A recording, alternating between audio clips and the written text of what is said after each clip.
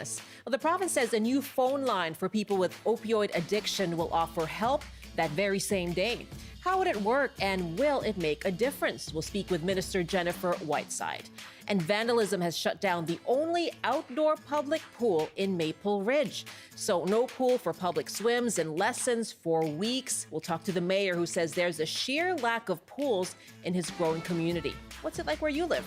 I'm Michelle Eliot. Welcome to BC Today.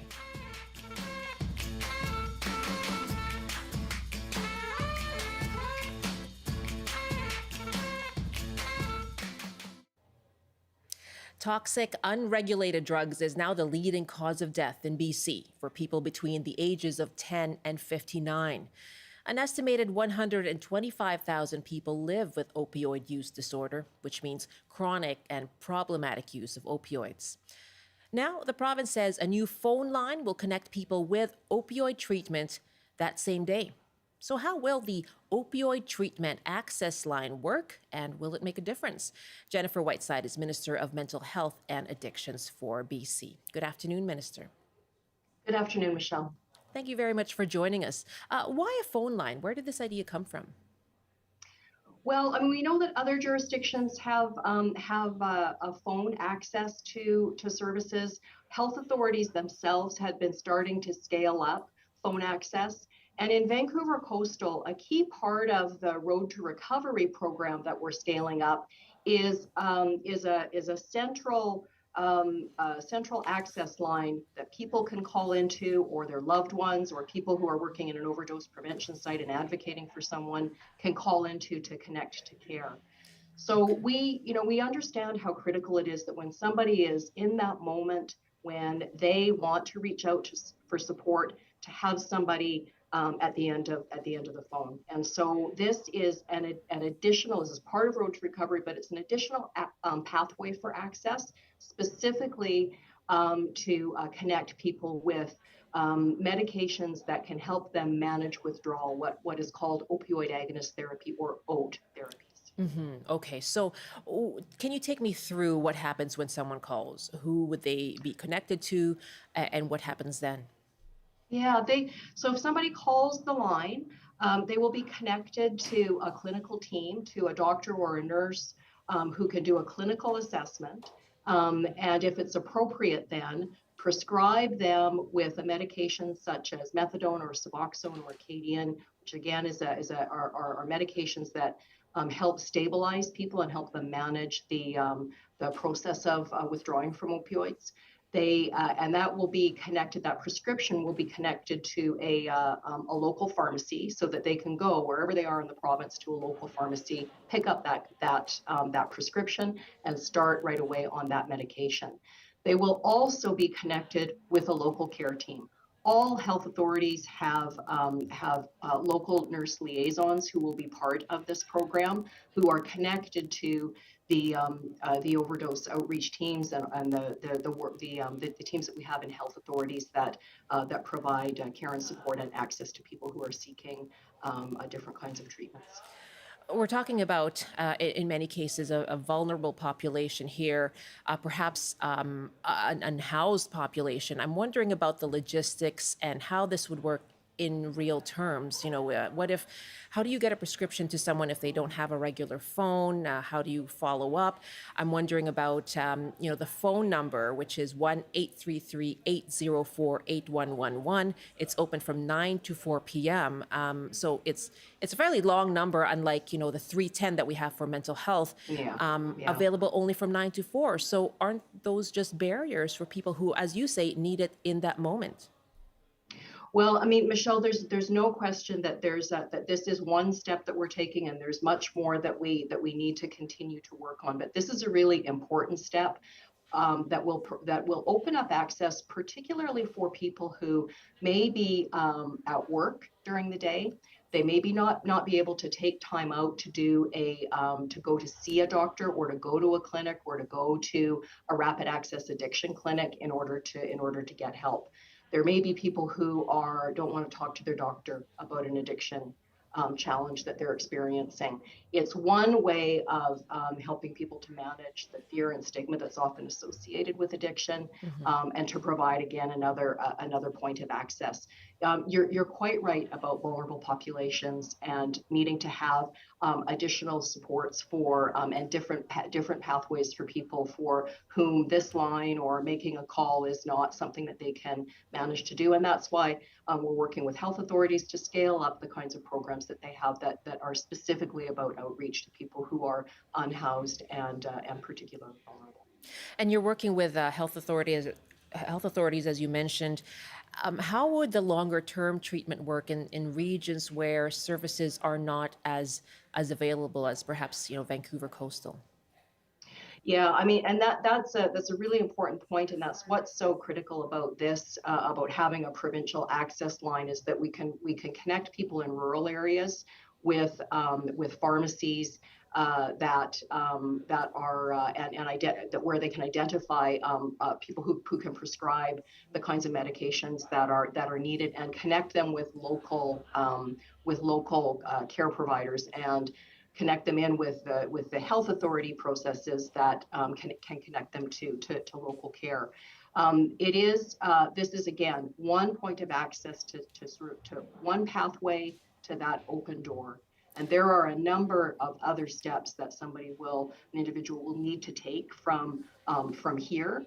And the way in which we are building up this system of access is through the Road to Recovery, which has started at St. Paul's last year, as you know, is providing care, a seamless continuum of care from detox right to aftercare, where people are followed by the same clinical team. And there was a Okay. terrific article in the Vancouver Sun yesterday just describing from a patient's perspective what it was like to participate in that Okay. program. And for Road to Recovery is coming to every corner of this province, to every health authority. okay. And so since there are various pathways, when we talk about an estimated 125,000 people living with opioid use disorder, can you point to what percentage, what proportion of that you're trying to make treatment available for? Who would this Yeah.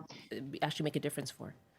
Yeah, I mean, that good point. We have about 25,000 people, 25,000 people in the province right now currently accessing opioid agonist therapies on any given day through existing providers. And as we move forward with scaling up access to this line, it's starting out as 9 to 4. We know we need after hours access, and that will come as we gauge the demand and how people are using this particular service. But we know that many more people are seeking to access opioid agonist therapies. We know that that's a critical first step on the path to recovery for many people. And that's why we are investing so much in scaling up this access at the same time as we are also opening more bed-based treatment options for people who need bed-based treatment as well. Minister, finally, can I ask you about this harm reduction vending machine outside Nanaimo General Hospital? It dispenses things like naloxone, clean crack pipes, cocaine snorting kits. We've heard from BC Conservative leader John Rustad, who said, quote, "It's appalling and irresponsible to have a vending machine handing out drug paraphernalia outside a hospital." Yesterday, Premier David Eby said he's asked you to conduct a review of this program. What do you think of this program? Is it appropriate? Well, the care kiosk, as I understand it from Vancouver Island Health, the care kiosk was developed as an innovative approach in order to provide support, harm reduction supports, connections to care for people who may not be accessing the healthcare system, and as well to relieve a bit of the traffic through the emergency department.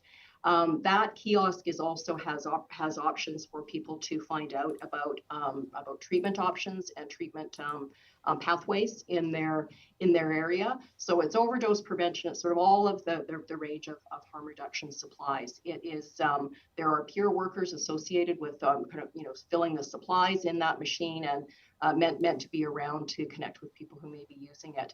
We're certainly going to work with health authorities to identify those areas where we maybe be providing services that don't that are not connecting people to a person. I think what we want to know is that we have services that are supporting individuals to reach out to take the care and support that they may need to take that next step. But I will also just note that, Nanaimo and Campbell River are two areas, two communities on Vancouver Island that have the highest overdose rates on Vancouver Island and the highest mortality rates. And I certainly understand the desperate need in those communities for innovative approaches to try to keep people alive so that we can connect them to care, so that we can connect them to supports like the Opioid Treatment Access Line. Minister, I just have an email from Allison who's wondering about the responders on this call on the opioid treatment phone line. Will they be trauma informed, given that trauma is often an instigator of addiction? Yeah, that is such an important point, Allison, and thank you for pointing that out. Yes, the care that we are providing, the care that we are building up through our health system is trauma informed. We understand that trauma of various kinds is very much a driver of the mental health and substance use challenges that people experience, and that they need not only care around the physical aspects of addiction, but also with the trauma they're carrying as well. Minister, thank you very much for your time. Thank you so much, Michelle. And maybe we could just give the line out again. It's 1-833-804.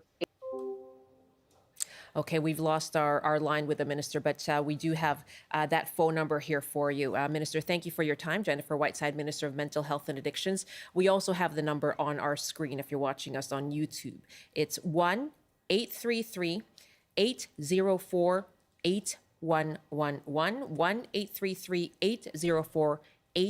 1-833-804-8111. Again, 1-833-804-8111. It's open from 9 to 4 p.m. 7 days a week, and that's for accessing opioid treatment. We're taking your calls. What's your reaction to what you heard from the minister, and what difference do you think this phone line will make? You can give us a call, 1-800-825-5950, 604-669-3733. Joining us now is Daniel Snyder, the chair and project coordinator for the Langley Overdose Response Community Action Team. Good afternoon, Daniel. Thanks for joining us. Hi, thanks very much for having me. What did you make of what you heard from the minister there? I'm pleased to hear about a service like this. I mean, for certain, it would have been something that would have been very useful to me during my years in addiction.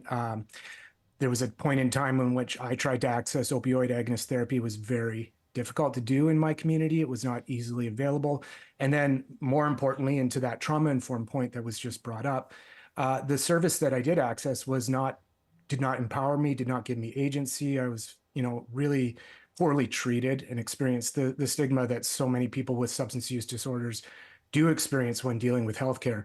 So to hear about a line that is specifically for this purpose is low barrier, gives people who are employed, housed, working, which is a vast majority of those who are represented in this overdose crisis, an opportunity to begin or attempt to start a recovery journey.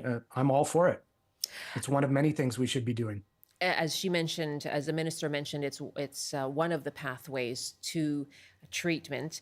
When you talk about accessing, longer term services, how robust is that infrastructure? Are there enough services to be referring the callers to? Well, I think for something like opioid agonist therapy, and the reason that this is such a first line of treatment is because it's very easy to distribute this medication to the people that want and need it. Very often they stabilize quite rapidly. So for those that are employed, housed, this is not something that we've known a good tool or mechanism to reach these people, to connect them to services.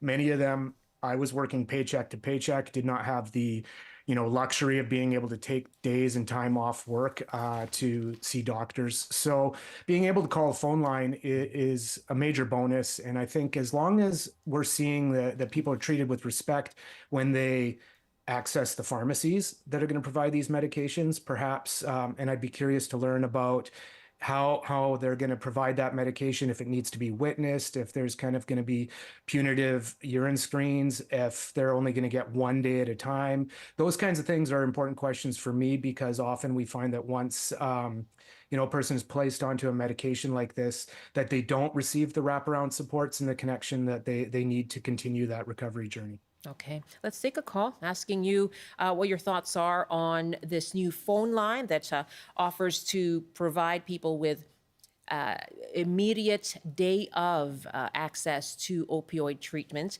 and ongoing help as well, connections to healthcare providers. The number is 1-833-048-111. And we're asking what you think of this number. Do you think it would make a difference for yourself? Again, it's only open from 9 to 4 and open 7 days a week. As we heard, it may work best for people who are housed and working who may not have the time to seek treatment during their work day. Is that something that would make a difference for you? Our number is 1-800-825-5950, 604-669-3733. You can hit pound 690 on your cell phone. Suki is joining us from Vancouver. Hi, Suki. Hi there, yes. And I just want to kind of recognize that this is a very multi-complex issue, and it's not a one-size-fits-all approach. However, it's a good step, I suppose, in the right direction to have this treatment access line, albeit there are limitations. But I really do feel that we just have not done enough as a province, you know.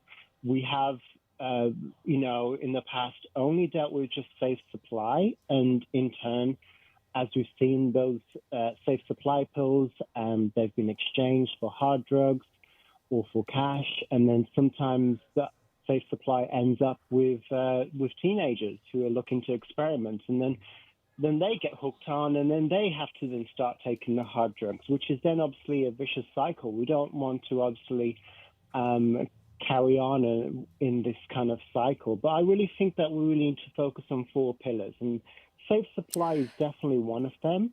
A supervised safe supply where everyone can kind of be supervised when they take. What do you think has not been focused on as much, Suki? Definitely, I think we should have a one-stop shop, really. We should have safe supply, treatment, mental health and social counselling, and housing all in one place. So we can kind of deal with the issue for all of those aspects in one place, rather than have the user having to focus on going to different places to get that treatment. Because without any of those 4 pillars, I really feel that the chance of relapsing is a lot higher. So we definitely do need to focus on temporary housing, say for up to 12 to 18 months for users, as well as have that mental health counselling and social counselling, because recovery really involves connection and community. But at the moment, I feel that all we've been doing is keeping this isolated. And if people are isolated, they are going to still continue being addicted, and they're not going to have that support that's necessary. So I really feel that there isn't enough that's been going on to kind of systematically try and sort this issue out. Why does this issue, why is it meaningful to you? It's meaningful to me because 2 years ago, I got assaulted in my home by someone who was high on meth. In your home? Yes, in my home, yeah. And it was about 2 years ago, back in June 2022.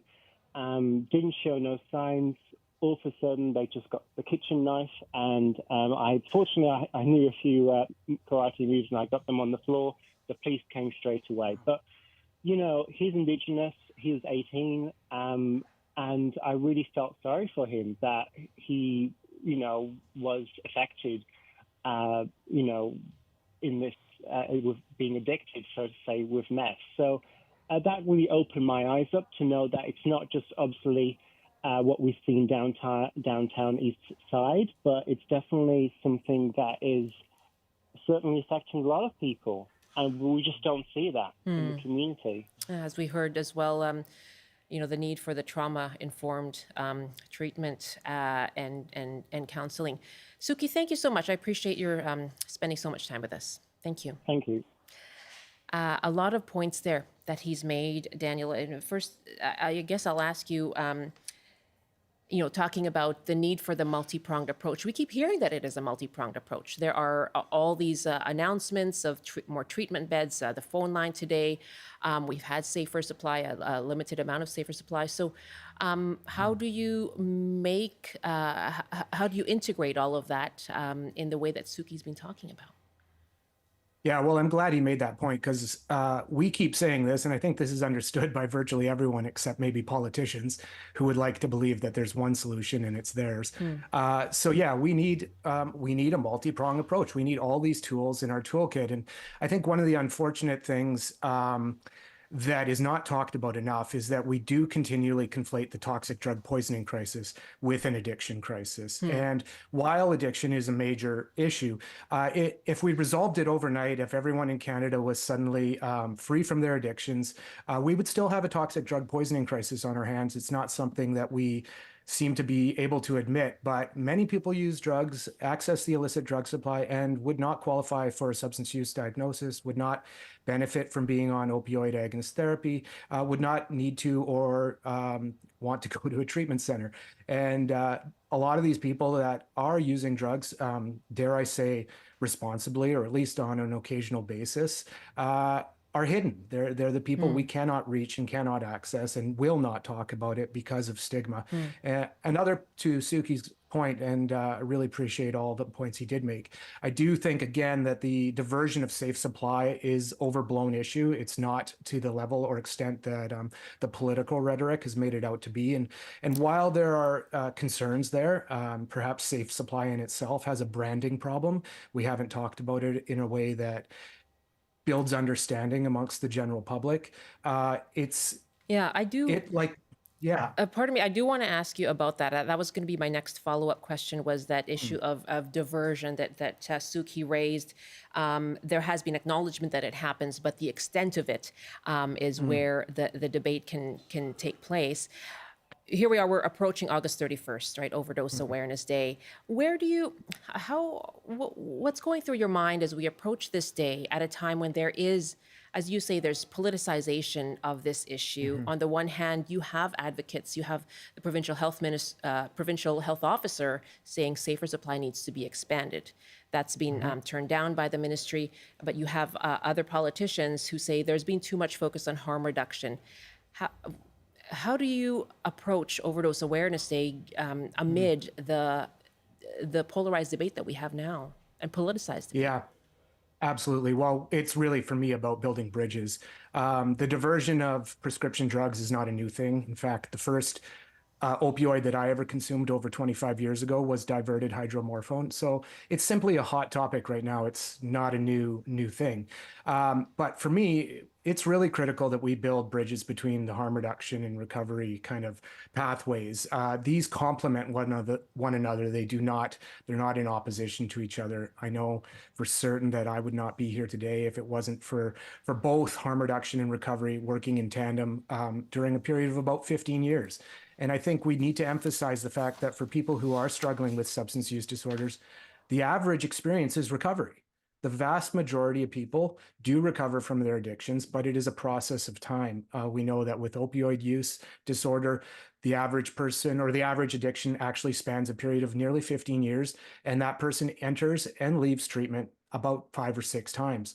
So yeah, while we do need more access to recovery and treatment resources, they shouldn't be held up, as they so often are in the political narrative, as the solution to this crisis.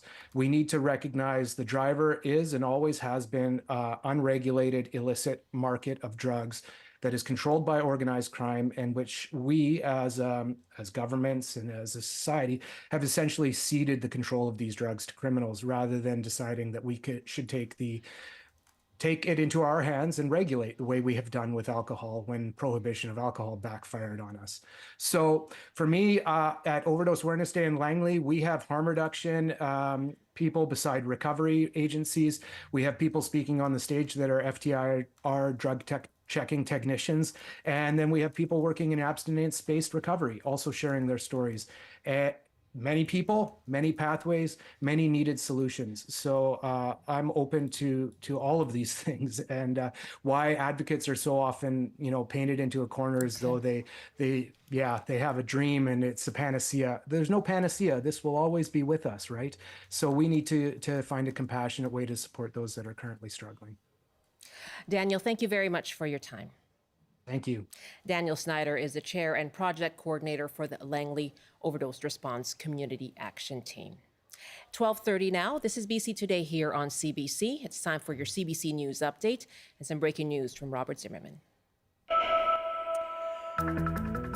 Good afternoon. BC United campaign manager Mark Werner has confirmed Kevin Falcon is stepping down as leader of the party. There are reports many of the BC United candidates will be moving to the BC Conservatives. More details are being released later this afternoon.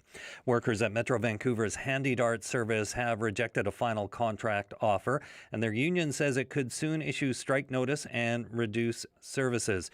TransLink says even if a strike does go ahead, service will continue for people needing rides to medical treatments for cancer and other illnesses.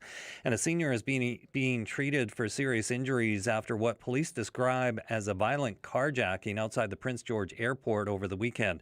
RCMP say a man approached a parked car, pushed an elderly woman out of the vehicle, then tried unsuccessfully to push the elderly driver out of their open door.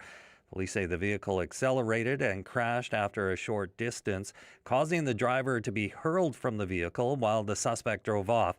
The Mounties say the vehicle then broke down and charges including robbery and assault have been approved against the 29-year-old suspect. And now the forecast on the North Coast. Periods of rain this afternoon with a high of 14. Highs reaching 22 with sunshine in the Peace. In the central interior, mainly sunny with a high of 19 degrees. Highs from 17 to 23 with a mix of sun and cloud in the Kootenays. There's also a chance of showers in some areas there. In the southern interior, mainly sunny with a high of 23. And for Metro Vancouver, Greater Victoria and the Fraser Valley, lots of sunshine this afternoon, with highs up to 25 inland. That's your CBC News update from Vancouver. Rob, thank you very much.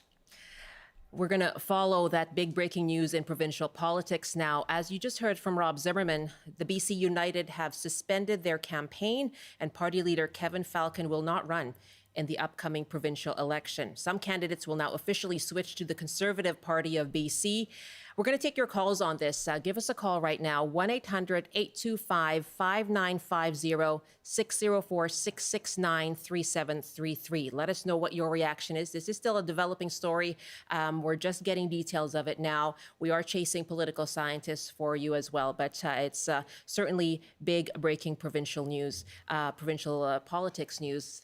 Joining me now is CBC's Liam Britton to go over the details that we do know. Hi, Liam. Hey, Michelle. Okay, when did we find out and what have we found out? Minutes ago is when we found out. It was first reported on Twitter by Bob Mackin, longtime political reporter, investigative reporter here in BC. He tweeted that BC United is going to exit the race.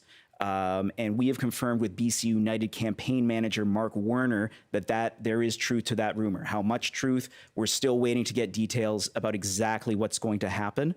We're not sure yet if the party is folding, if they're merging with the Conservatives. Is this a one-time election deal?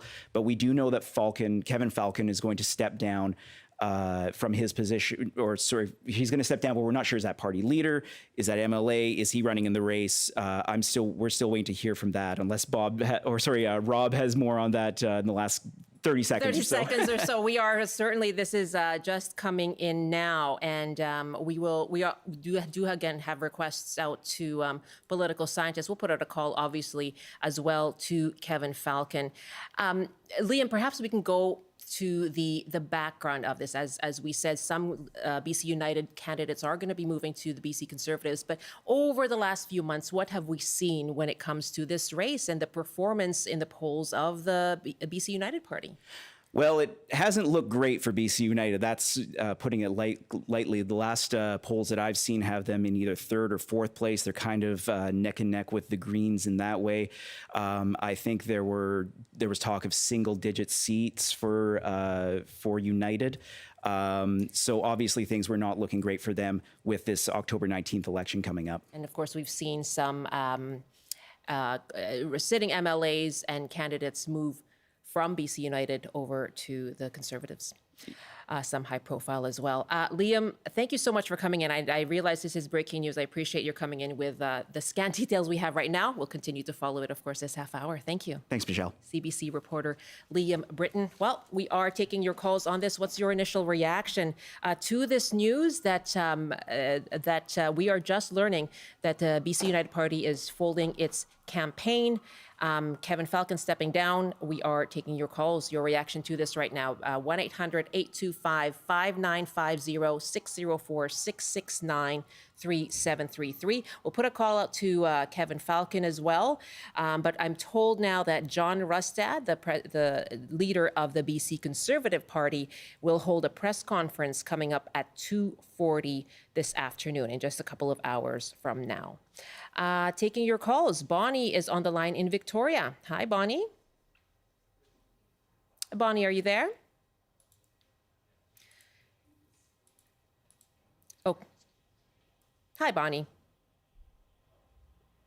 Okay, we've lost our connection with Bonnie. Anton is on the line on Bowen Island. Hi, Anton. Hello? Hi, Anton. Yeah, am I? You are on the air. Hi. Okay, sorry. So it went really fast for me. Yes, it's a very fast-moving story. I realize you've just called us as the news has just broken in the last couple of minutes here. What are your thoughts initially? Well, they got their name change to the BC Liberals were always conservatives, so they got their right name change now. I see what you're saying. This is the true, what the party would have wanted to be. It's the content. Okay. So what does that mean for you? What does it mean for the Conservatives? What it does mean, I think, is that Conservatives are more outspoken in what their thoughts are and what they would do. We've seen the same thing with Harper. Basically, they said what they were going to do, they did, which people can be more cautious about what they're saying.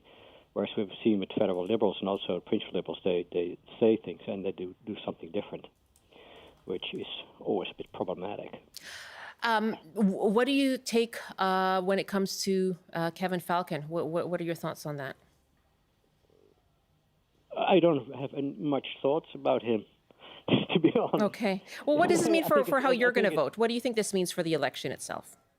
Well, it's going to be very interesting, certainly. What will happen is that you will see, because, of course, the BC Liberals, BC United, were a big tent party, so you'll see the people who were more on the left of the BC Liberals will not vote for BC Conservatives, so you'll see a move to NDP or Greens from that section.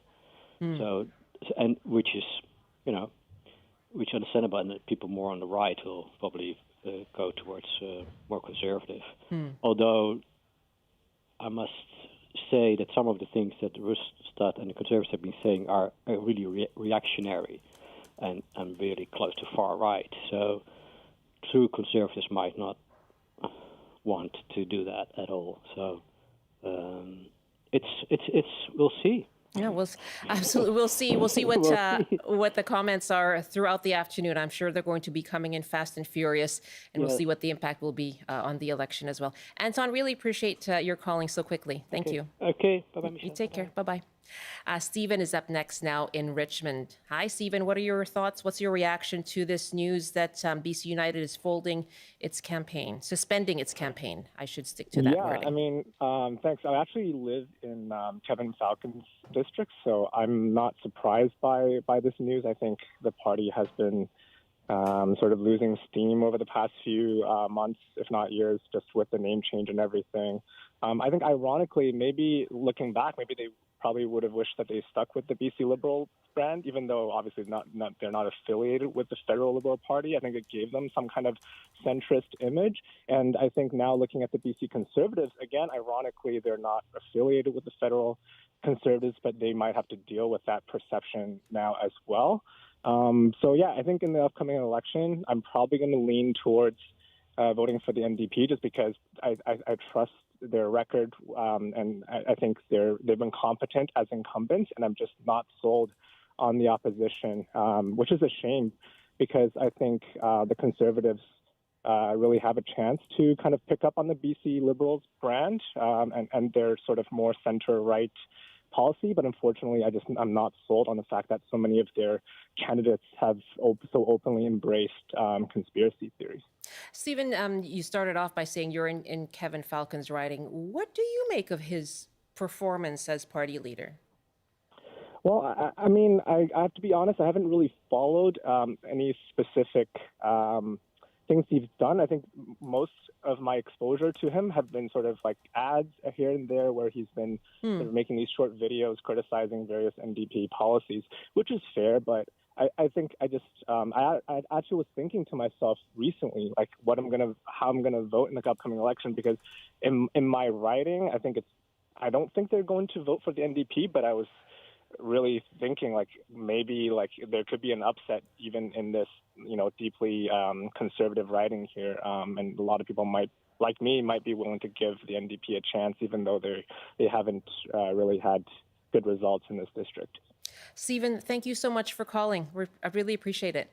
No problem. That's Stephen joining us from Richmond. Kevin Falcon's riding there, and we are taking your calls. The BC United once again have suspended their campaign. Party leader Kevin Falcon will not run in the upcoming election, and some candidates will now officially switch to the Conservative Party of BC. This is breaking provincial politics news just in the last 15 minutes or so. And so we're asking for your quick reaction here, your immediate reaction to this news. What will it mean for the provincial election? What does it mean for your vote? And what's your reaction to this decision? Our numbers are 1-800-825-5950, 604-669-3733. You can hit pound 690 on your cell phone. You can also email bctoday@cbc.ca. And we are making calls out to various voices on this, political scientists, as well as the party leaders themselves. Are going to make a call to Kevin Falcon. And as we're told as well, John Rustad, the BC Conservative Party leader, will be holding a press conference coming up at 2:40 p.m. Jordy is up next now in West Kelowna. Hi, Jordy. Hi. Thanks for taking my call. Yeah, thanks for calling. Basically, I'm glad that the BC United is doing this. I think it's going to be good for the two parties to more or less amalgamate and face the NDP as sort of one much more unified sort of group. And I mean, they have, a number of things in common. So I'm particularly glad about this. What do you think? I mean, speculating here, but what do you think has led to this decision? I think in just reviewing some of the stuff that the Conservatives are standing for, I think, if you're on the right side of the political spectrum, which, I mean, a lot of probably BC United people have been, you see that the Conservatives are coming, down much more on the right side of the political spectrum, in terms of issues than the BC United. I think we're going to see a lot more of a stronger conservative sort of thing, which I don't think the BC United was offering. I think they were sort of in between, not really strong on a lot of issues that would be dear to Conservatives, and a lot sort of more, I guess, on the sort of the softer side of conservatism. Jordy, thank you so much for the call in West Kelowna. Okay, thank you. Yeah, good to hear from you. We're going to hear from our CBC host in Kelowna, in fact, in just a moment. But I'm told that Premier David Eby has now commented on this latest provincial news, a seismic shift in provincial politics. Here's the Premier. And whatever they changed their name to before the election, they're still the same guys that did the same things as BC Liberals that they want to do again. They want to cut health care again. They're really clear about that. They don't want to build the new schools for kids. They're happier with crowded classrooms. They want to cut when we need to build because this province is growing at a record rate. And the choice will be quite stark, whoever it is who finally shows up on the ballot come October. That's Premier David Eby. And we're taking your calls on this breaking news. BC United has said that it will suspend its campaign for the provincial election this October. Party leader Kevin Falcon will not run in the upcoming election, and some candidates will be moving to the BC Conservatives. What's your reaction? What do you think this means for the provincial election? What does it mean for your vote? You can call us 1-800-825-5950, 604-669-3733. And on your cell, you can also dial up pound 690. Our email is bctoday@cbc.ca. And CBC host Chris Walker is the host of the morning show Daybreak South, based in Kelowna, and he's watching this closely today too. Hi, Chris. Hi, Michelle. Hi. Okay, so tell us how the news broke in your newsroom. Well, Katie DeRosa confirming that for CBC just a few minutes ago. Obviously, as you heard the premier say, this is a stark choice now, and that I think will have the NDP quite nervous in the interior, and here's why: because the NDP had been hoping to capitalize on this split vote. They won Vernon in the last election that way. Their hopes have been high in many ridings in the interior that they could count on that again, and they've been pouring money and visits and announcements into these ridings because of that. This now changes that landscape entirely. And I think it will make NDP candidates in the interior very nervous. They could now be staring down a Conservative sweep in the interior. Obviously, early days, we still don't know how much to the center this quite right-wing party might move to attract some of those middle votes. But certainly, if there's a seismic shift anywhere, it is going to be in the BC interior, no question. And you have been watching. Obviously, you talk to people in the interior, in Kelowna. What's a general sense that you get from the public there? That there's a Conservative momentum that will be hard to stop in the interior, buoyed by, I think, the rise to power of the UCP in Alberta, buoyed by Pierre Poilievre and the momentum, especially among young men, who have become a politically motivated group. And the Conservative, there's been a real bellwether change in the center of gravity, to mix my metaphors, in the Conservative movement in BC, because it had been kind of centrist Chamber of Commerce located in the Okanagan. Think of the Bennetts, Christy Clark. These are people who might have been, certainly in Christy Clark's case, federal liberals. That's now changed completely. It's a much more strident base. People like Aaron Gunn, who engineered this rise of the BC Conservative Party, much more interested in social issues, in that kind of red meat for the hard right. And can they keep doing that and both maintain their base and attract voters from the center who might have voted BC United? I guess we'll see. Chris, thank you very much for joining us. And I'm sure this is something you'll be following on your show and on All Points West on the island, of course, but also Radio West this afternoon and on your show in the morning. Thank you for your time. Thanks, Michelle. That is Chris Walker, who's host of the morning show. And he's based in Kelowna, and he is the host of Daybreak South. And taking your calls on this, that we're just learning now, just in the last 20 minutes. And CBC has confirmed as well from the campaign manager of BC United that BC United will suspend its election campaign. Party leader Kevin Falcon will not run in the upcoming election. We're taking your calls, 1-800-825-5950, 604-669-3733. You can hit pound 690 on your cell phone. If you want to email us, bctoday@cbc.ca, asking you for your initial reaction to this news. Very big provincial election news, and what you think it means for the upcoming vote in October.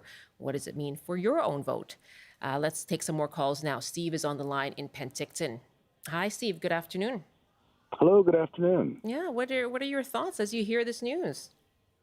Well, it's a bit of a thunderclap, and I am surprised. What it does, though, is it eliminates the worry that as a conservative that I had that there would be a split on the right, because that was a big concern for us here.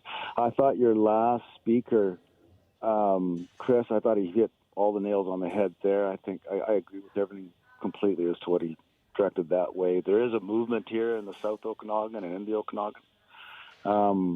We're quite confident that we'll be taking this area, but I think what we've been assured now is that I think we can look forward to forming the next government as a Conservative Party. And what is it you think that is appealing to people then? Well, it's a different philosophy, right? The NDP philosophy is that prosperity comes from government, which I think people are seeing now as a failed metric. Prosperity comes from entrepreneurs, the working class, farmers, small business, and we're being taxed out of existence. And the policies that's gone towards the homeless, the free drugs, the prescription. Well, prescribed safer supply. Yes, mixed with an absolute absence of rehabilitation beds. Well, we just spoke with the minister, in fact, of mental health and addictions, who talked about the beds there. Steve, can I ask you as well, what impact you think the name of the Conservatives, the popularity of Pierre Poilievre and the federal Conservatives might have had on the momentum behind the BC Conservatives? It can't be denied. The federal Conservatives have been completely helpful to us, not willingly, but they really have given us a lift. Steve, really good to hear from you. I'm glad you called. Thank you so much. Have a wonderful day. You too. That's Steve in Penticton. Let's go now to Robert at Brentwood Bay. Hi, Robert. Oh, good afternoon. Good afternoon. What are your thoughts? What's your reaction? Well, I'm completely shocked, but oh well. Why do you find it shocking? Well, they're suspending the entire campaign and withdrawing the leader and such. Anyway, I'm not a supporter of the UCP or the Conservatives. I'm a strong supporter of the Green Party and peripherally the NDP. The BC Conservative Party, they're basically climate deniers. If they get in, they're going to reverse all the policies that are helping to deal with climate change. Anybody is choking on the wildfire smoke or many of the other climate changes that are happening. The Conservatives just want to hide their head in the sand or, subsist on life. So you're concerned about climate policies there, but will they reverse all climate policies? Well, I shouldn't say that. I don't really know. The strong indications they'll be reversing many of them. Their leader even has been a climate denier, a climate change denier. Robert, thank you very much for your time. Thanks for the call.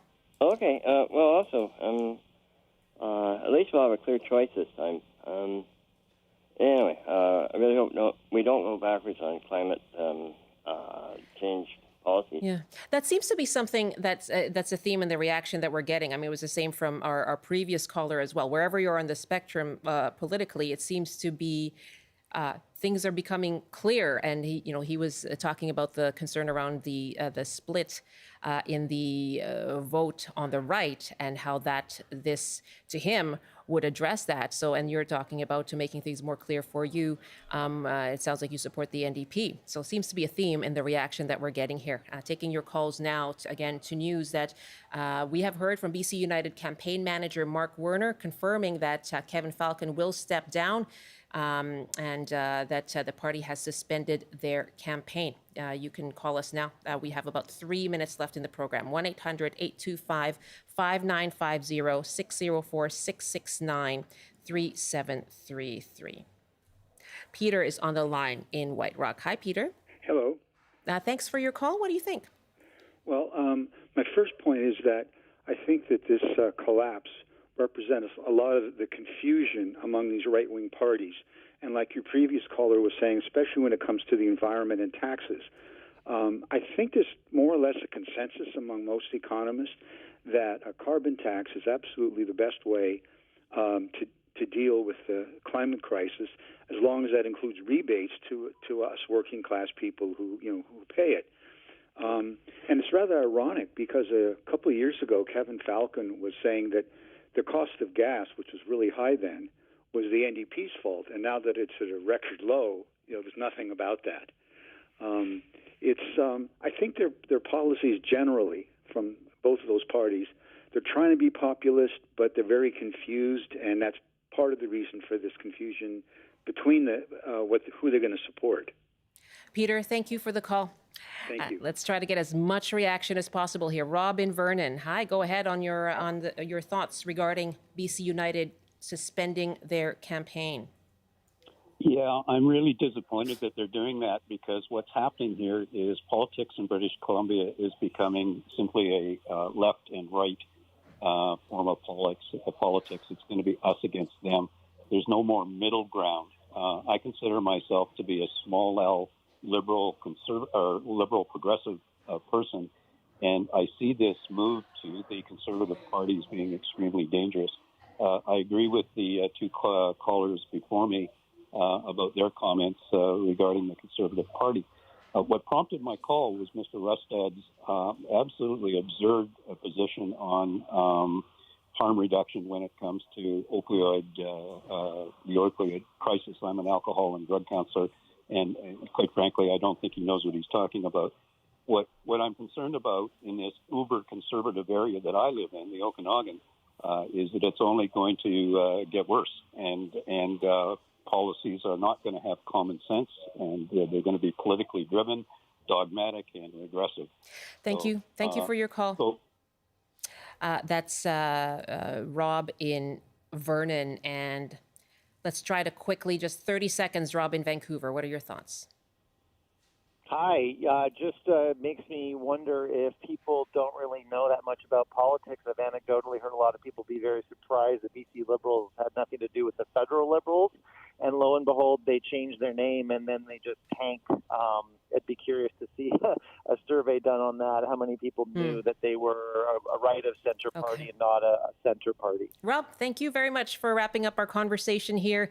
Thank you for all of your calls. Do stay with the CBC. We'll have much more on this breaking news. Again, BC United campaign manager Mark Werner confirming that Kevin Falcon will step down as BC United leader, and the BC United Party will merge with the BC Conservatives. Now, still unclear how many BC United candidates will run under the Conservative banner. And we're going to hear from BC Conservative leader John Rustad at 2:40. I'm Michelle Eliot. Thanks for being with us. Have a good afternoon.